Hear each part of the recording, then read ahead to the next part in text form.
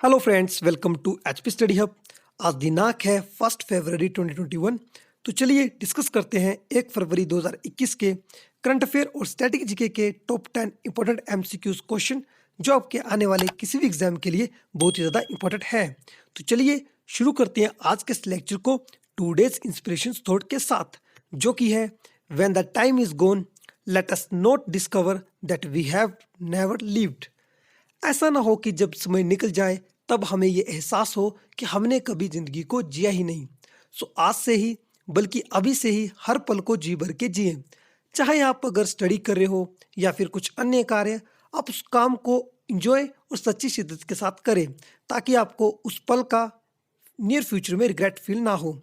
तो आशा करता हूँ कि आप इस कोटेशन को अपनी डेली लाइफ में यूज़ करेंगे और अपने हर उस पल को जी भर के जिएंगे, चाहे आप उसमें कोई भी कार्य कर रहे हो, ताकि आपको उस पल का बाद में रिग्रेट ना फील करना पड़े। तो चलिए फ्रेंड्स, शुरू करते हैं आज के इस लेक्चर को। बट बिफोर वी गो, अगर आप हिमाचल प्रदेश के किसी भी कॉम्पिटिटिव एग्जाम की तैयारी कर रहे हो तो परीक्षा आप लेके आया है आप सभी के लिए एक बेस्ट अपॉर्चुनिटी, जहां पे आप HP GIT, HP constable, HP GK और एचपी टेट की टेस्ट सीरीज को परचेज करके अपने नॉलेज को इंप्रूव कर सकते हो, एनहांस कर सकते हो। अगर फ्रेंड्स आप 2021 में इन सभी एग्जाम के लिए एक सीरियसली वाला अटेम्प्ट देना चाहते हो तो आप इस टेस्ट सीरीज को जरूर परचेज करें। और यहाँ पे आपको एक्चुअल प्राइस पे करने की कोई आवश्यकता नहीं है। आप हमारा कूपन कोड स्टडी ऑफ 50 को इस्तेमाल करें और आपको मिलेगा फ्लैट 50% का ऑफ। तो चलिए शुरू करते हैं आज के इस लेक्चर को। क्वेश्चन नंबर 1, जिसमें आपसे पूछा गया है, the government of India has inked year of environment partnership with which country for the year 2021। तो फ्रेंड्स, क्वेश्चन नंबर 1 में आपसे पूछा गया है कि हाल ही में इंडिया गवर्नमेंट ने कौन से देश के साथ ईयर ऑफ एनवायरनमेंट सेलिब्रेट करने की बात की है 2021 को। आपके ऑप्शन ए है Russia, option B France, option C Japan या फिर ऑप्शन डी जर्मनी। तो इसका राइट आंसर होगा option C, Japan is the right answer. तो फ्रेंड्स, हाल ही में union minister of environment, forest and climate change, जिनका नाम है प्रकाश जावड़ेकर, इन्होंने लॉन्च किया है Indo French year of environment 2021। यानी कि इंडिया और फ्रांस जो है मिलके सेलिब्रेट करेंगे ये 2021 को as a year of environment. ठीक फ्रेंड्स, आप इसे याद रखिए, काफ़ी इंपॉर्टेंट ये आपका ईयर है, आपके आने वाले एग्जाम में पूछा जा सकता है। और फ्रेंड्स, ये इन्होंने इसलिए आपका साल ईयर ऑफ एनवायरनमेंट कमेमोरेट करने की बात की है 2021 को, इसलिए क्योंकि इंडो और फ्रेंच के बीच में जो पार्टनरशिप हुई है on environment, biodiversity, climate change and other allied areas to be undertaken throughout 2021। तो 2021 में जो भी इनके दोनों कंट्रियों ने एनवायरनमेंट से लेकर, बायोडाइवर्सिटी से लेकर या फिर क्लाइमेट चेंज से लेकर जो भी इन्होंने कार्य किए हैं, उनको कमेमोरेट, उनको याद करने के लिए या फिर उस फील्ड को आगे और बढ़ाने के लिए इन्होंने ईयर ऑफ एनवायरनमेंट मनाने की बात की है 2021 को। तो काफ़ी इंपॉर्टेंट क्वेश्चन है, आप इसे याद रखिए। The next question, question number 2, जिसमें आपसे पूछा गया है, what is the validity period of startup India seeds fund scheme, यानी कि SISFS।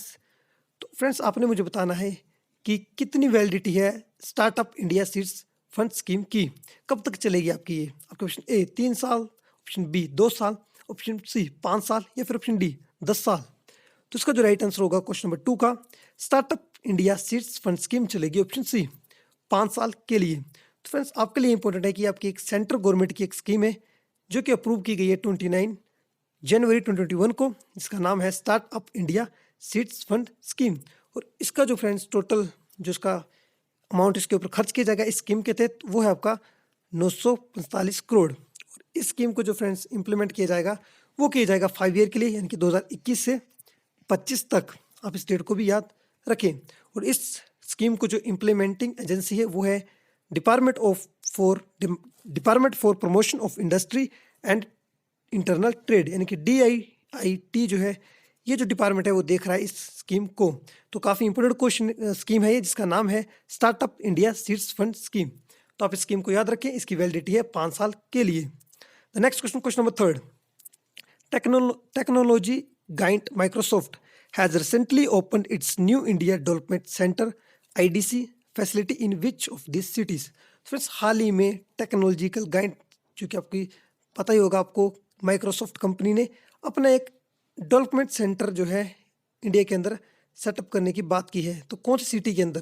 क्वेश्चन, नोएडा, मुंबई, सूरत या फिर ऑप्शन डी फरीदाबाद।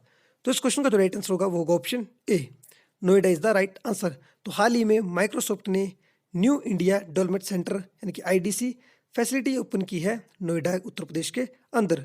फ्रेंड्स ये बता दूं ये जो है माइक्रोसॉफ्ट का थर्ड डेवलपमेंट सेंटर होगा। इससे पहले जो है माइक्रोसॉफ्ट बेंगलुरु और हैदराबाद में भी अपने आईडीसी सेंटर जो है विकसित कर चुका है। तो काफ़ी इंपॉर्टेंट क्वेश्चन है, आप इसे याद रखें। और अगर उत्तर प्रदेश की बात करूँ तो उत्तर प्रदेश के जो सीएम है वो है योगी आदित्यनाथ, यहाँ के गवर्नर है आनंदीबेन पटेल और यहाँ की कैपिटल है लखनऊ। क्वेश्चन नंबर 4 जिसमें आपसे पूछा गया है what is the rank of India in the Asia Pacific personalised health index. काफ़ी इंपॉर्टेंट फ्रेंड्स आपका क्वेश्चन है, इसमें आपसे पूछा गया है कि इंडिया की रैंक क्या है Asia Pacific personalised health index में। आपके ऑप्शन है 10, 7, 2 या फिर 5।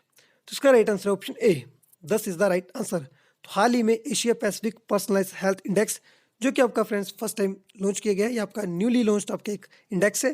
इसका नाम है Asia Pacific personalised health index और इसमें जो इंडिया की जो रैंक है एशिया पैसिफिक कंट्रीज में वो है 10th आउट ऑफ 11। तो 11 कंट्री में से जो इंडिया की रैंक है वो है 10th। और इसको इंडेक्स को जो रिलीज किया है वो किया है the economist intelligent unit. Economist intelligent unit ने जो है इस इंडेक्स को रिलीज किया है, आप इसे भी याद रखें। फर्स्ट की बात करो तो इसमें जो फर्स्ट रैंक है वो है सिंगापुर का। नेक्स्ट क्वेश्चन की बात करें, question 5। BCCI has decided to cancel the Ranji trophy 2021 season for the first time in the game's history. The championship was first held in which session? तो फ्रेंड्स क्वेश्चन 5 में आपसे पूछा गया है कि बीसीसीआई ने रणजी ट्रॉफी 2020 और 2021 के ये जो इस साल का जो एडिशन है इसको जो फ्रेंड्स आपका कैंसिल किया है। तो आपने मुझे बताना है कि ये जो हिस्ट्री में ऐसा फर्स्ट टाइम हो रहा है कि बीसीसीआई ने रणजी के ट्रॉफी के सेशन को जो आपका कैंसिल किया हो। तो आपने मुझे इस क्वेश्चन में बताना है कि फर्स्ट टाइम जो था रणजी सेशन कब हेल्ड किया गया था, फर्स्ट टाइम रणजी ट्रॉफी कब स्टार्ट की गई थी। आपका option A, B, C, D. तो गिवन ऑप्शन में से जो राइट आंसर होगा वो होगा ऑप्शन डी, 1934-35। तो friends the board of control of cricket in India ने हाल ही में डिसाइड किया है कि वो जो है रणजी ट्रॉफी 2020 और 2021 के सेशन को जो हेल्ड नहीं करेंगे, उन्होंने उसको कैंसिल कर दिया है। और ऐसा जो है 87 साल की हिस्ट्री में फर्स्ट टाइम होगा जब जो है रणजी ट्रॉफी की टूर्नामेंट नहीं होगी। और रणजी ट्रॉफी की स्टार्ट की बात करें तो ये स्टार्ट हुई थी 1934-35 में। काफ़ी इंपॉर्टेंट है फ्रेंड्स, आप इसे याद रखें। और ये आपका एक टाइम का domestic first class cricket tournament होती है फ्रेंड्स, जो कि हर साल जो है बीसीसीआई इसको ऑर्गेनाइज करता है। नेक्स्ट क्वेश्चन की बात करें, क्वेश्चन नंबर 6 जिसमें आपसे पूछा गया है the world leprosy day is observe across the global own. आपने मुझे बताना है वर्ल्ड लेप्रोसी डे कौन सी दिन को सेलिब्रेट किया जाता है। आपके गिवन ऑप्शन यहाँ पे रहे और इसका जो right answer option D, last Saturday of January. तो इसका राइट आंसर होगा option B, last Sunday of January. तो जनवरी मंथ का जो लास्ट संडे होता है उस दिन को सेलिब्रेट किया जाता है as a world leprosy day. तो आप देख सकते हैं world leprosy day is observe around the world on the last Sunday of January every year to rise global awareness of this deadly Asian disease and call attention to the fact that it can be prevent, treat and cured. तो दुनिया में awareness पैदा करने के लिए इस बीमारी के प्रति, लेप्रोसी के प्रति जो है ये दिन सेलिब्रेट किया जाता है जनवरी के लास्ट संडे को। फिर बात करूँ इस साल की थीम, काफ़ी इंपॉर्टेंट है 2021 की। तो इसके बाद की जो थीम है वो है beat leprosy and stigma and advocate for mental wellbeing.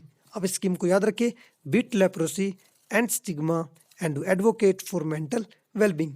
फिर बात करूँ इंडिया के अंदर, तो इंडिया जो है वर्ल्ड लेप्रोसी डे को सेलिब्रेट करता है 30 जनवरी को to commemorate the death of Mahatma Gandhi who was assassinated on this day in 1948। तो फ्रेंड्स महात्मा गांधी जिस दिन महात्मा गांधी की डेथ हुई थी यानी कि 13 जनवरी 1948 को, उसी दिन को जो है उसके दिन के बाद जो है 30 जनवरी को सेलिब्रेट किया जाता है as a world leprosy day. लेकिन दुनिया में सेलिब्रेट किया जाता है, पूरे विश्व में लेप्रोसी डे को सेलिब्रेट किया जाता है on last Sunday of January month.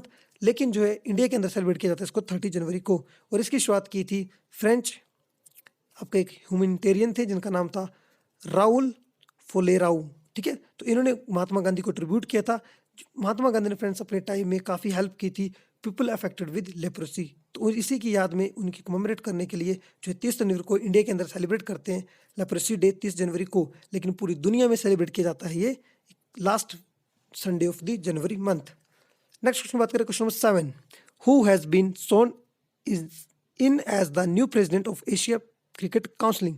Friends जिस तरह आईसीसी है, बीसीसीआई है, उसी तरह एशिया क्रिकेट काउंसिलिंग भी है। इसके भी हाल ही में नए प्रेसिडेंट कौन बने हैं? आपका क्वेश्चन है जय शाह, सचिन तेंदुलकर, सनत जयसूर्या या फिर वीवीएस लक्ष्मण। तो इसका right answer option A Jay Shah. तो जय शाह जो कि सेक्रेटरी है incumbent board of control for cricket in India यानी कि बीसीसीआई के, इन्हें हाल ही में अपॉइंट किया गया as a new president of Asian cricket counselling. काफी इंपॉर्टेंट, आप इसे याद रखिए। Question number 8, India first gender park has been set up in which city. तो इंडिया का फर्स्ट जेंडर पार्क कौन सी सिटी में बनेगा? आपका option A Gurugaon, option B Kozhikode, option C Nagpur या फिर ऑप्शन डी शिमला। तो इसका राइट आंसर होगा ऑप्शन बी कोझिकोडे। तो कोझिकोडे में बनेगा देश का फर्स्ट जेंडर पार्क और ये लोकेट करता है आपका केरला के अंदर। तो केरला स्टेट में बनेगा देश का फर्स्ट जेंडर पार्क जो कि बनेगा कोझिकोडे डिस्ट्रिक्ट में। और इसका जो काम होगा how to promote gender quality and empowerment in this state, ताकि स्टेट के अंदर प्रमोट की जा सके जेंडर इक्वालिटी को एंड एम्पावर किया जा सके। नेक्स्ट क्वेश्चन की बात करें, क्वेश्चन नंबर 9, जिसमें आपसे पूछा गया है which country recently signed an order to allow transgender person to serve in military roles. तो कौन से देश ने हाल ही में अलो कर दिया है अपने ट्रांसजेंडर पर्सन्स को ताकि वो मिलिट्री के अंदर सेवाएं दे सकें? Option A Singapore, United state, New Zealand या फिर इंडिया। तो इसका जो राइट आंसर होगा वो होगा ऑप्शन बी यूनाइटेड स्टेट। आप देख सकते हैं यहाँ पे न्यूज़पेपर की headlines, Biden repeals Trump ban on transgender people in military. तो फ्रेंड्स जॉन बाइडेन ने रिपील कर दिया है जो कि ट्रंप ने बैन लगाया हुआ था कि जो ट्रांसजेंडर पर्सन है वो अमेरिकन मिलिट्री में जो है सेवाएं नहीं दे सकते हैं। तो उसको जॉन बाइडेन ने रिपील कर दिया उस ऑर्डर को, बैन को। अब जो है ट्रांसजेंडर पर्सन भी अमेरिकन मिलिट्री के अंदर सेवाएं दे सकेंगे। अब देखते हैं जनवरी 25, 2021 का ये आर्टिकल है।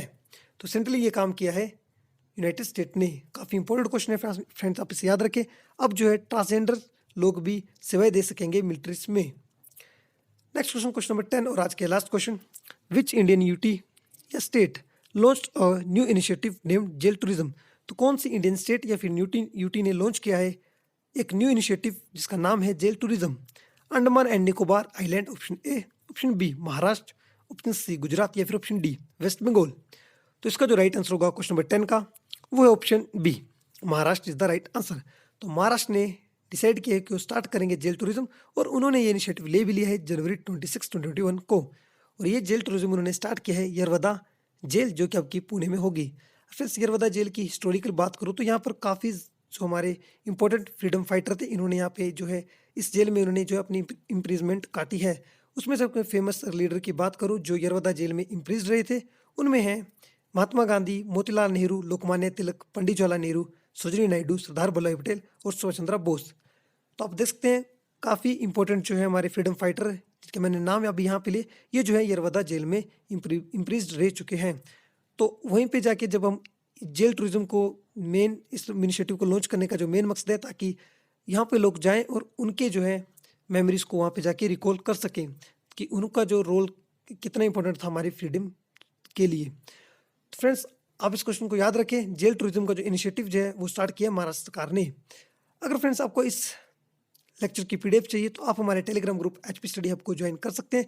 वहाँ पे आपको हमारे सभी लेक्चर की पीडीएफ मिल जाएगी। और इसके साथ ही अगर अभी तक आपने हमारे चैनल को सब्सक्राइब नहीं किया है तो हमारे चैनल को सब्सक्राइब करें and don't forget to press the bell icon button. तब तक के लिए अपना ख्याल रखें, मिलते हैं नेक्स्ट लेक्चर में। धन्यवाद।